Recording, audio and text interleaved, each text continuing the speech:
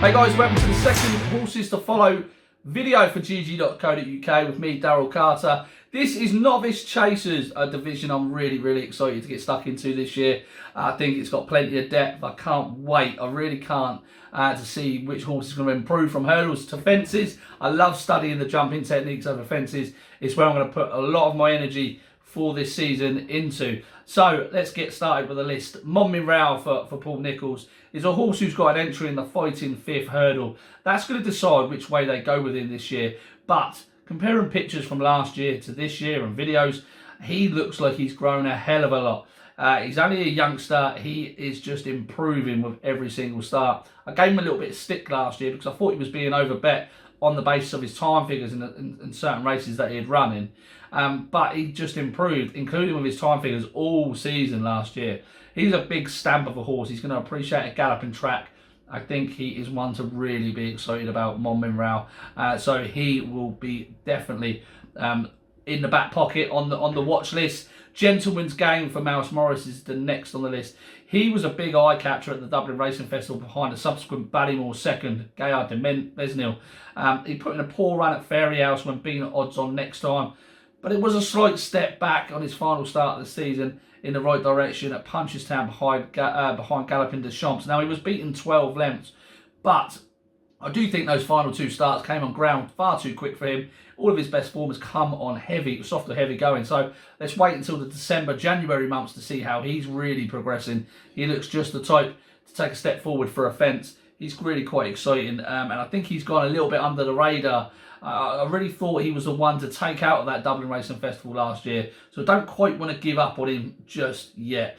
Giles is next on the list. He made real eye-catching headway when staying on fourth in the Ballymore Novice Hurdle. That was his first defeat of the season. He was unbeaten since then. He's got a hell of an engine, this horse, but he just didn't respect his hurdles one bit last year. It cost him too much ground, and he just couldn't stay with the principles. It was no easy task trying to take Bob Olinger on in that Ballymore Novice Hurdle, but I do feel like he didn't really get the respect he deserved given how much of a step up it was compared to the competition that he was facing prior to that in a few novice hurdles and a handicap hurdle. I think he's going to progress with each and every start this season. He's going to be one that we need to keep a very close eye on in the first couple of starts over fences. I really want to get into his jumping technique and see how he is clearing his fences, how much ground he's losing, because the hurdles were a real issue for him last year. So hopefully he'll respect the fence a little bit more this time around, and he'll be one to keep on side going forward. Kadzand is another, perhaps a little bit surprising in this list. He absolutely bolted up last year at Ascot on his opening handicap mark of 130. I think he's a very nice horse. He made real hard work of his final start in March when beating a potentially useful rival in Nickelback, who won next time out by 30 lengths at Fontwell. This horse has definitely got the size and scope to go over fences. He really does look a chasing type, so perhaps what he's done over hurdles is probably a little bit of a bonus. And he's got the option of stepping up in trip up to 3 miles, which is another source of improvement. He's a half-brother to a 3-mile point-to-point winner in Ballymac, so he's very interesting. He's with the right yard as well. Dan and Harry Skelton like to target these early novice chasers. They like to get out in front and pop away and put these inexperienced horses under pressure. So really do take note of Dan Skelton's horses in early season novice chases. That brings us on to third time Lucki, who's from the same stable. This horse won 3 times over hurdles last year, but was given far too much to do at Cheltenham back in November when contesting a Grade 2 contest. I do think this horse's season was perhaps not really planned out very well for him, which is unlike the Skeltons.